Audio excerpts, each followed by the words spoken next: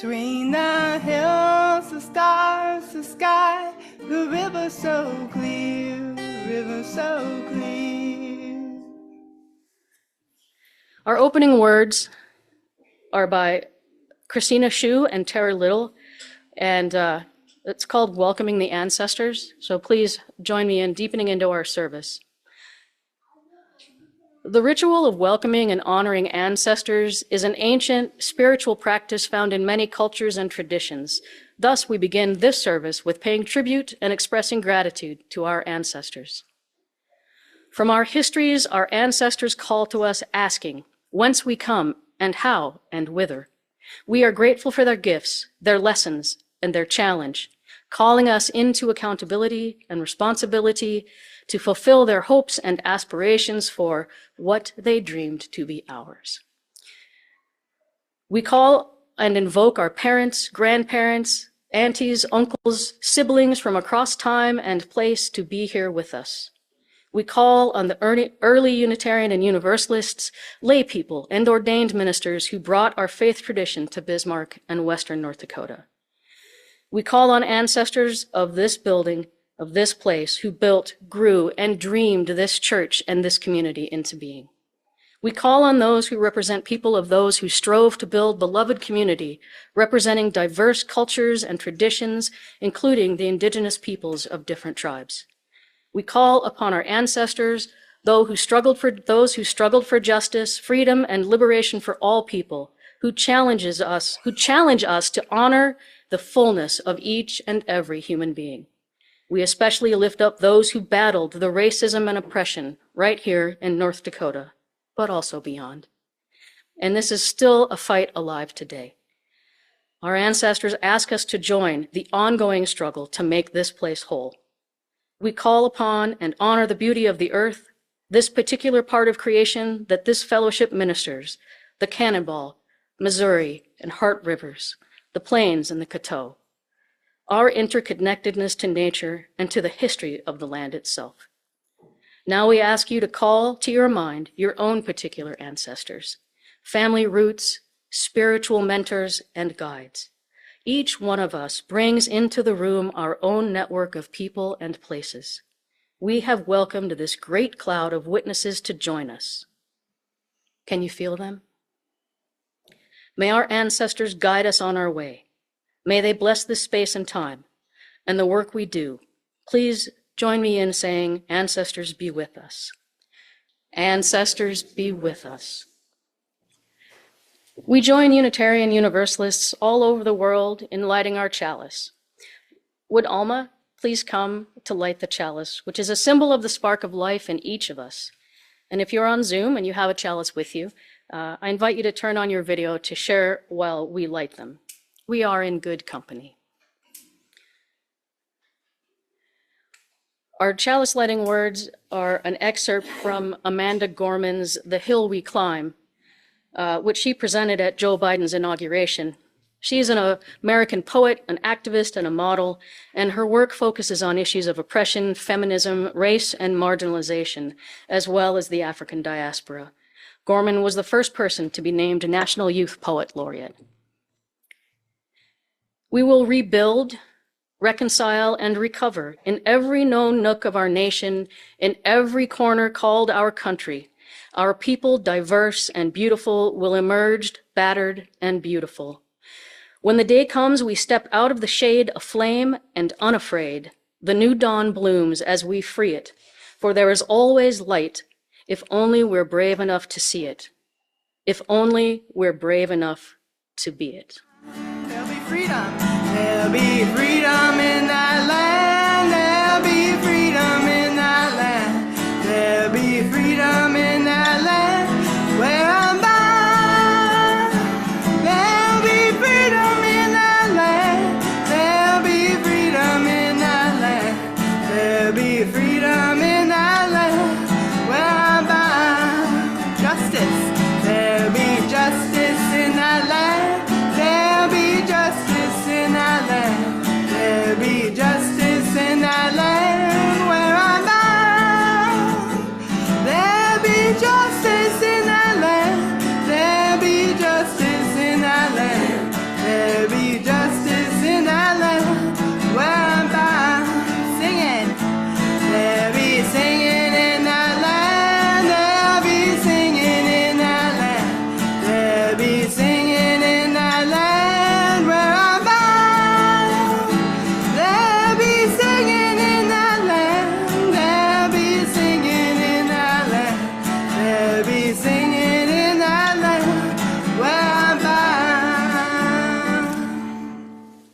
So today we get to hear from Pat Conrad and CJ Larsen, who are going to talk about their experiences in 1965. I don't know how many of you were born then. I was not. I caught the tail end of the 60s, but I really was more of a 70s kid.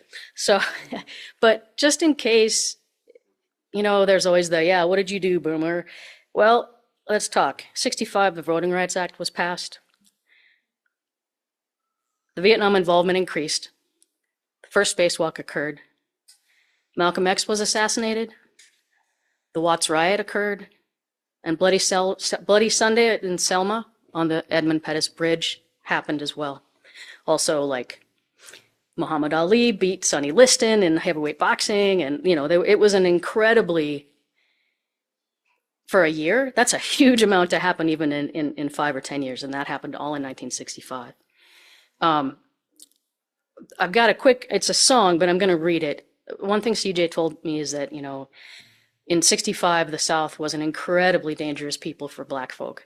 Not like it's super secure or safe anywhere now for people of color, but back then they used a lynch. Today they use a bullet and police and prisons. But this song was written in 1939 by a man named Abel Mirapol, and he was a white Jewish high school teacher. I think he was Jewish, not the high school was Jewish, from the Bronx, and a member of the Communist Party, so, you know, had to be terrible. And he wrote this as a protest poem, and then Billie Holiday sang it in, I think, 39 also. So this is back even long before. But it's called Strange Fruit. Southern trees bear strange fruit, blood on the leaves and blood at the root. Black bodies swinging in the southern breeze, strange fruit hanging from the poplar trees. Pastoral scenes of the gallant South, the bulging eyes and the twisted mouth. Scent of magnolias, sweet and fresh, then the sudden smell of burning flesh. Here is fruit for the crows to pluck, for the rain to gather, for the wind to suck, for the sun to rot, for the trees to drop. Here is a strange and bitter crop. And if you haven't seen the live version of Billie Holiday singing that song, she's a master. So in the summer of 65, I think that was a not such a great song by Don Henley. But Lydon Johnson was president, and for a Texas dirt farmer, he was incredibly compassionate and forward-thinking. And in Orangeberg, South Carolina, Pat was working with Black citizens on voter registration and tutoring children who were being integrated into white schools for the first time. And in Tuskegee, Alabama, Carol Jean Larsen was introducing herself to scared but curious fourth graders enrolled in Tuskegee Institute's summer education program. And that was the program that Johnson started. And he wanted to make sure that there were a balance of white and Black kids, students who participated. And I know he went to St. Olaf, right? And I don't know how you became, but we'll hear. So there you go. 1964, when I graduated from college, I went to Columbia University in New York City. Social work school is a 2-year graduate school. One of the guys who would have been a year ahead of me in school was Mickey Schwerner. And again, that's a name you perhaps remember: Schwerner, Cheney, and Goodwin, the 3 civil rights workers who were murdered in Mississippi. The campus became a real center of teach-ins, demonstrations, and that kind of stuff. And I got involved. And during the summer of my first year of graduate school, I started looking around for civil rights projects that I could get involved in. Demonstrating wasn't enough. I wanted to have some personal involvement, and decided on a program that was run by the Southern Christian Leadership Conference.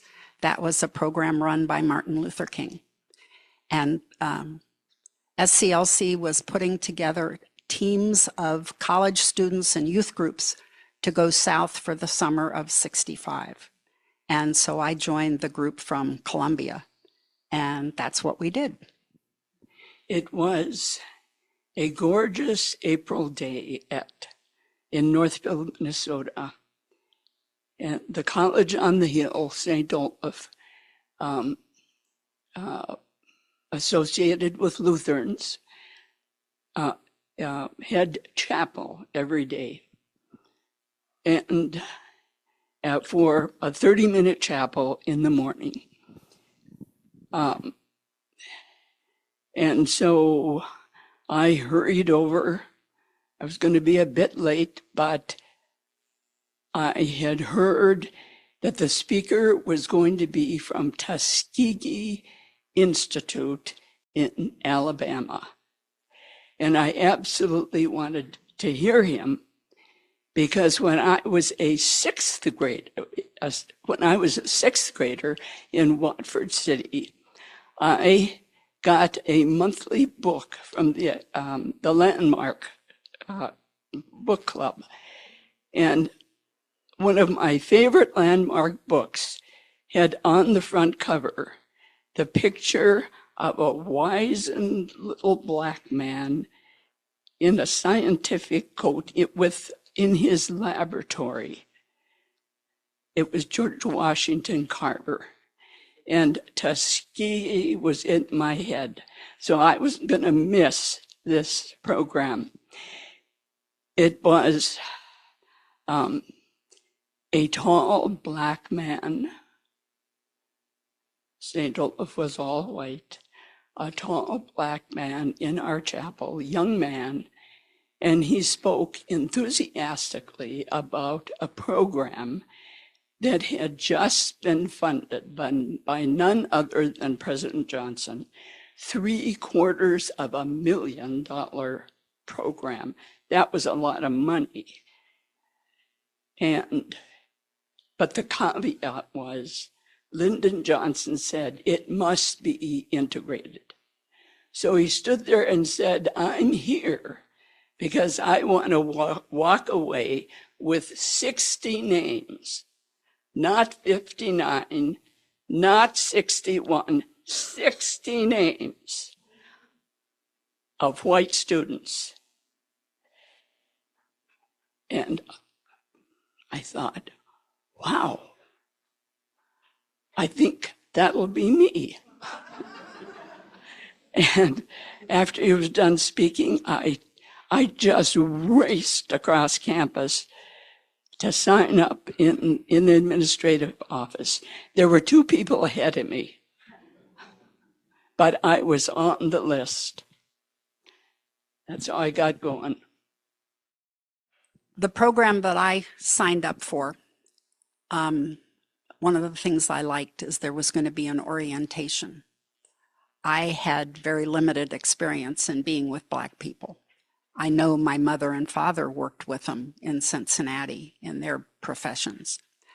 But I flew to Georgia, to Atlanta, and the training was at Morris Brown University, one of the, now they refer to them as HSBCUs, the historic Black colleges and universities. So that's where we had dormitory space, and that's where the training was. It was a 5-day training. Lecture, discussion, lots of questions and answering. Martin Luther King came twice and spoke to us. A. Philip Randolph, who was the guy who put together the March on Washington in the summer of '64, was there as a speaker. John Hope Franklin, historians, politicians, civil rights leaders.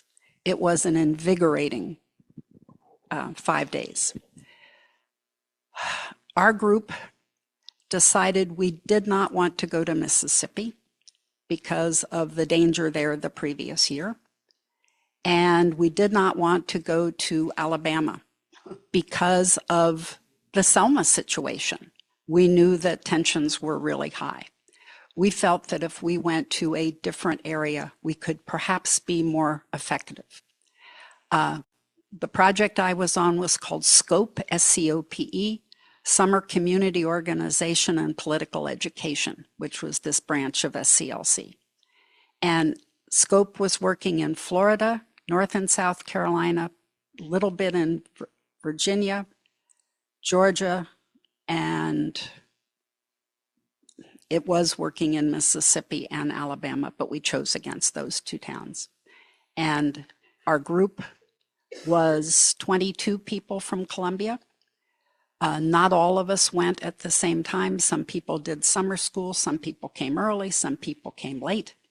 But when we arrived in Orangeberg, Orangeberg is a town of 13,000, halfway between Columbia and Charleston, kind of just off the interstate.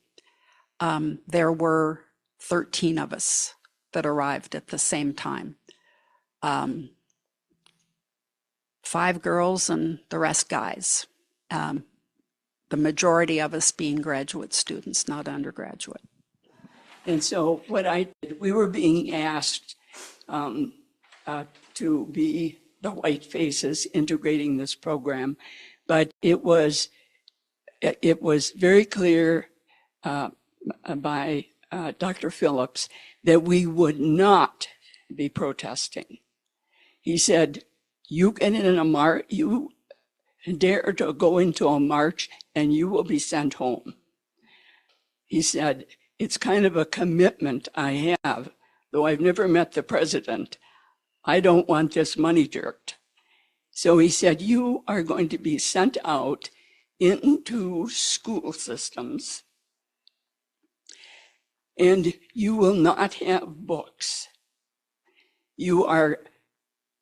This is going to be a cultural experience for you and for these children. Most of them will have never had a positive experience with a white person, and they'll be afraid. So be thinking of that as you go, and you will have no books.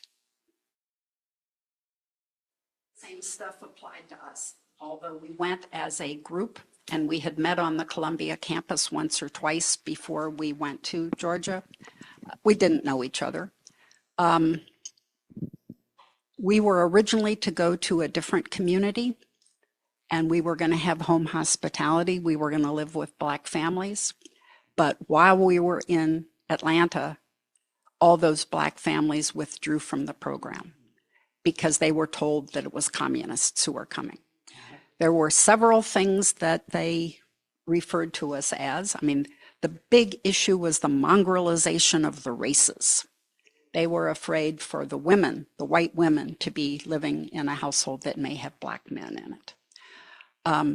So we worked through local leadership of the community, and the attorney who became our leader, Earl Coblin, had found a house that had been owned by the Methodist Church. It hadn't been occupied for 3 years. It was to be torn down that summer. But the Methodists said, you can have it if you want it. There were no windows. We tried to put glass in. When the wood was so rotten, it couldn't happen. During the summer, somebody went right through the porch, the front porch. But then when we got there, the Catholics who owned a house next door that had been the residence for some nuns said we could have their house also. So we had 2 houses next door to each other on Amelia Street in Orangeberg, one with no electricity, no running water, no toilets or anything like that. The other, the former Catholic facility, did have a toilet and a sink. No showers. But it was the sink was in the kitchen, and it was kind of fun to watch the guys try to shave as the rest of us were trying to get breakfast together. But we made it work. During that 3-month period, I sent newsletters home because I knew how to run a mimeograph machine, and we found a place with a mimeograph machine. So I wrote letters home to people to friends and some people who had sponsored me. Our group had no federal money. We were told we had to pay for our own transportation to and from the South. If we lived with a family, we had to pay toward our room and board, and they figured that would be $15 a month. I mean, things were much cheaper back then. and we had to pay for all of everything that we needed on our own. We did have a university professor from Columbia who was trying to raise money for us. And he was with us for like just the first week and a half. Then he went back to Columbia because he had a summer school class to teach and trying to raise more money. And he did raise about $6,000 during the summer. And we had access to that to pay for gas to get out into the rural areas to do voter registration. And then at the end, it also went to a family whose mortgage was foreclosed on. So that family got a black family got some cash to be able to stay in their home. Our project was to run for 10 weeks. We were charged with doing two things: tutoring the kids, the black kids who were going into the white school. There were 54 of them that had been admitted to the white school, and doing voter registration. So we all lived in this house. I mean, a lot of roommates. And at 7, school was going to run from 8:30 until noon each day. The young people in the community started gathering around us. We had two good things. We had an old pump organ in the Catholic building, and the kids loved, pedaling that and picking out tunes. And we had a typewriter. And the younger kids loved picking out their names on, an old manual typewriter that somebody had brought. So we had attractions. We also had a wide variety of books, paperback books by black authors, and James Baldwin, this kind of stuff. And we just let them lie around. And our feeling was if they disappeared by the end of the summer, we were only losing 65 cents because that's what a paperback book cost. But if we could introduce some of the members of the Wilkinson High School football team to good black literature, that was a good thing. Our day started when these young kids from the neighborhood came and walked us to the Freedom School. And then I spent the mornings tutoring, well, loosely defined tutoring, and the guys went out and did voter registration, or went out and did canvassing to be able to bring people into the courthouse for the voter registration days. And I were assigned to Eufaula, Alabama, about an hour and a half away. And we would be working with a class of children that had been in the 4th grade. There were about a dozen of them in Magoo Elementary School. We would live with a black family. But let me just say, because that became the dramatic part. But in our teaching, so we had no books. We both had contracts to be English teachers when we left Alabama. And so we just had to think what little kids that we knew would like to do. And so we just made up games. We discovered that these children were not up to speed in math, really not up to speed. So we made a deck of cards, and it was a math game on the cards. They thought they died and gone to heaven. They couldn't play that enough times, and they learned math. We had to teach them basically how to write their names. And Ginny was a great folk singer. She brought her guitar and we sang. Now we did this over and over, and day after day. And the first day that we walked into this classroom, the children were already there. They were seated around a round circular table, and they were looking down. And we walked in, and we each gave our names, and we said, "Can we sit with you?" And that's how it began.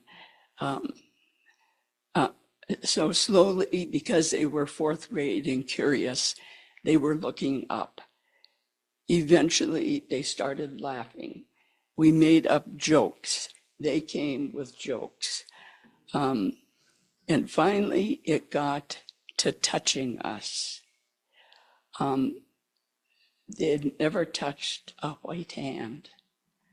And then it came, can we touch your hair?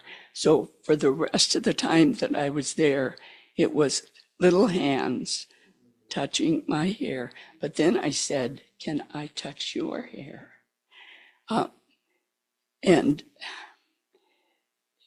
I think about this. I mean, it was just a remarkable experience.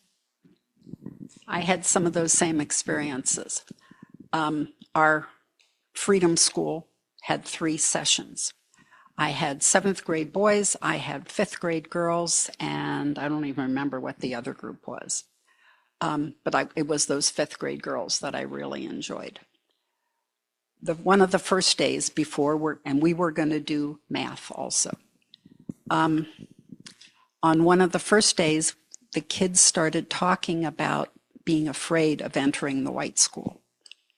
So it's like, this is an issue we need to deal with. So we started talking about it.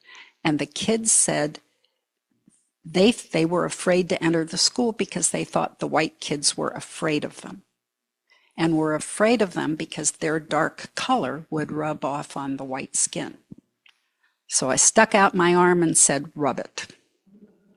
And they did. And so I said, does it look any darker? Nope, not at all. 2 days later, I was working with one of the really shy little kids, and I put my arm around her back as we were talking about whatever. And as I walked away, I heard her say, and it didn't even rub off. So got through to them. Then we were talking about appearance and hair. One of the white civil rights workers who was there with the American Friends Service Committee, because they were the ones who'd actually set up the training program, lived with a black family. And so her black 5th grade sister was in my class. And she wanted to know why Judy, when she washed her hair, put it up on rollers, when the black families straightened their hair. So we talked about that a little bit. And the next day I brought in a bucket of water and we dumped it over my head. And I gave them a comb and let them comb my hair to see what happens with white hair when it gets wet. That was the story that made all the papers. Right. And the worker dumped a bucket of water over her head. But it worked beautifully. Same thing. At the beginning, it was yes, ma'am, and yes, ma'am, and yes, ma'am. And then pretty quickly it became yes, Pat. And that was wonderful. I had to tell them they're not going to tell their teacher when they go back to school, they're not going to call her by her first name. And then, yes, ma'am may be appropriate, but she would be Miss somebody or Mrs. somebody. One of the 7th grade boys at one point brought in a big black worm to scare me. I'm not afraid of worms. So I asked him what kind of worm it is. He didn't know. So we walked over to the library to learn. First of all, what kind of books have information about worms? How do they move? Why do they feel slimy?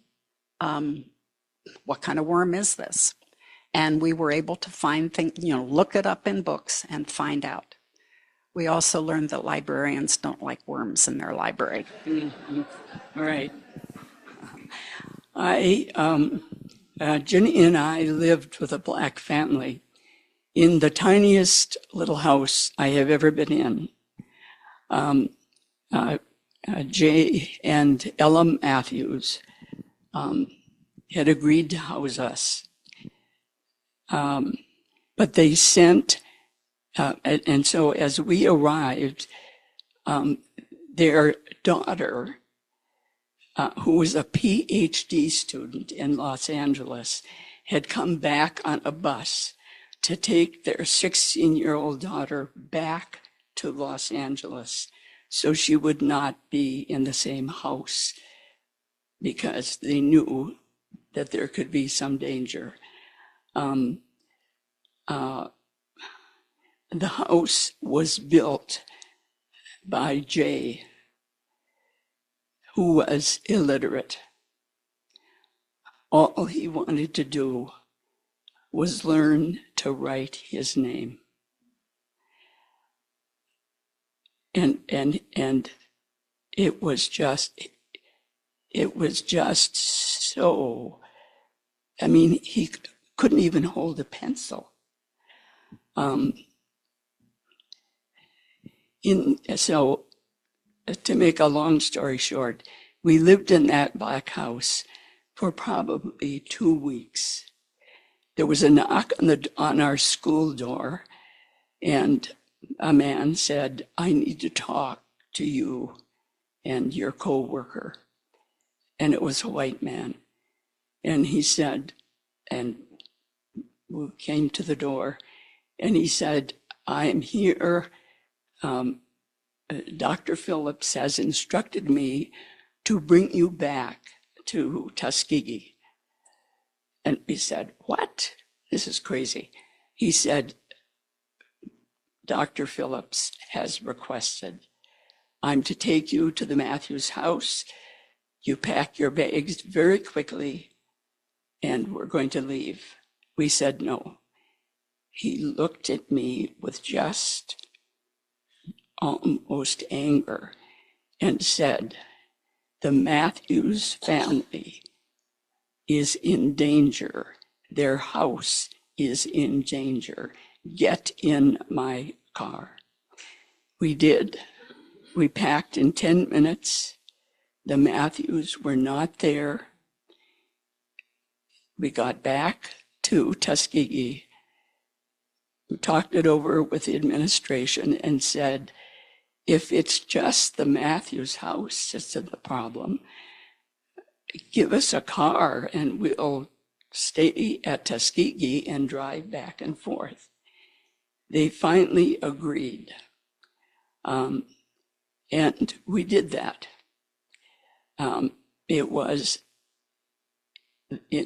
We've been doing that for a week, for 2 weeks. One day we were driving out of Eufaula, and the white sheriff's car was in front of us. It kept going slower and slower. We thought, this is nuts. As soon as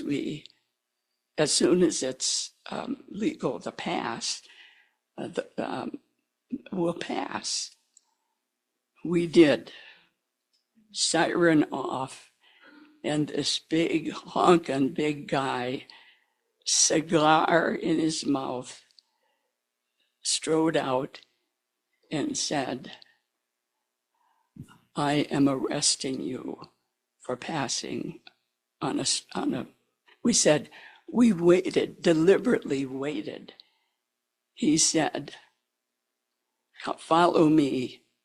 Oh, no, then he said, and I am charging you $25. If you pay me here, you can go on. Well, we had $25. We had nothing. And so we said, well, then he said, one of you will have to stay in the jail, and the other go back to Tuskegee to get the money. It's the only way it's going to happen. No argument. So we followed him to the jail.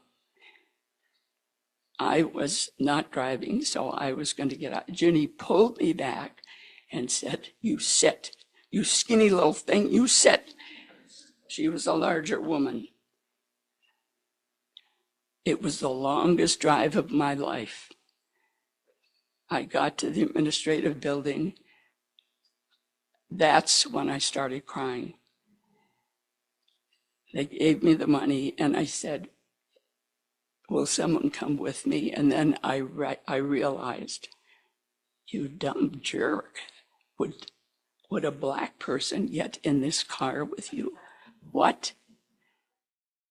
I did not ever have the fear. Again, there were 10 of us living together in this house, surrounded by all the black children in the neighborhood, and the black teenagers, all of whom had been very involved in civil rights protests the 2 years earlier.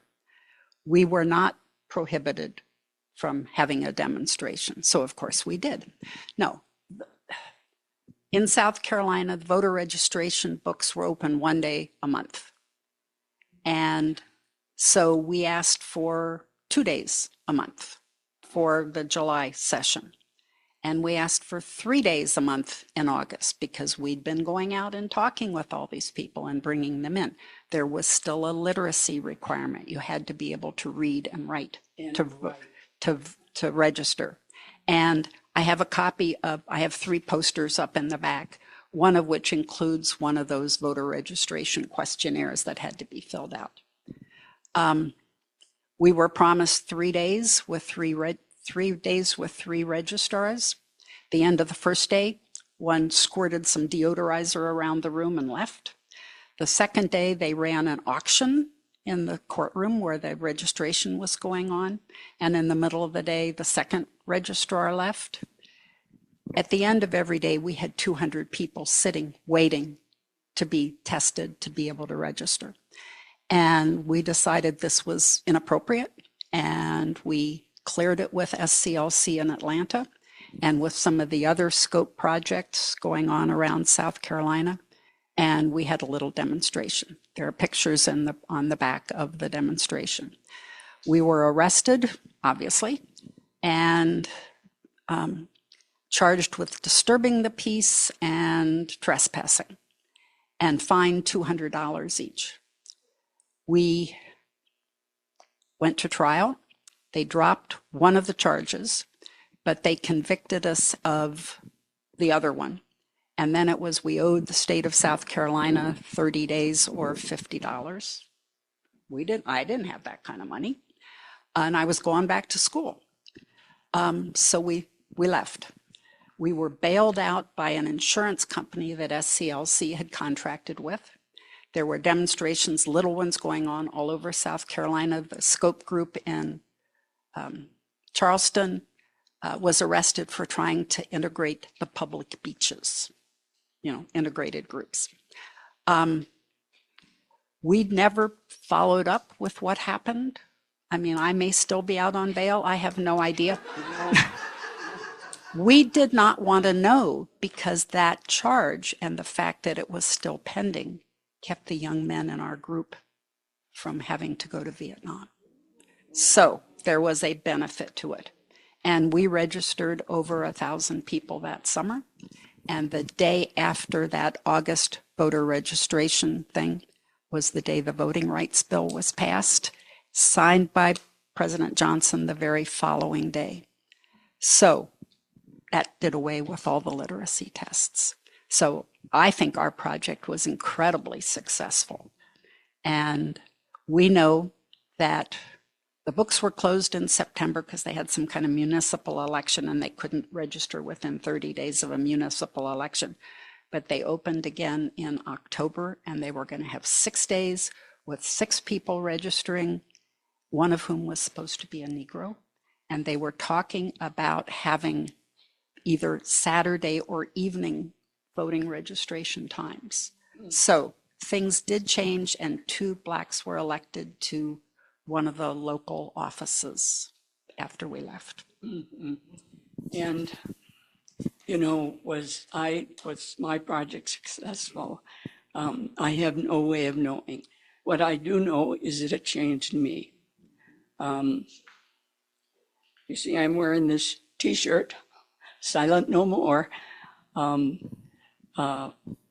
It changed me, and I have been attentive ever since to the progress being made in the South with Blacks getting elected to public office, which is, and I know, for example, in Selma, not much has changed. I'm going to extinguish the chalice with closing words by James Baldwin, who was a Black author, civil rights, and gay lib activist. His fiction posed fundamental personal questions and dilemmas amid complex social and psychological pressures, and I urge you to read him if you have not. And this is just a single quote, and it says, "And once you realize that you can do something, it would be difficult to live with yourself if you didn't do it." Put a little love in your heart. Put a little love in your heart. You want the world to know you won't let hatred grow. Put a little love in your heart. I hope when you decide this will be your guide. Put a little love in your heart, and the world will be a better place. And the world will be a better place for you and me. Just wait.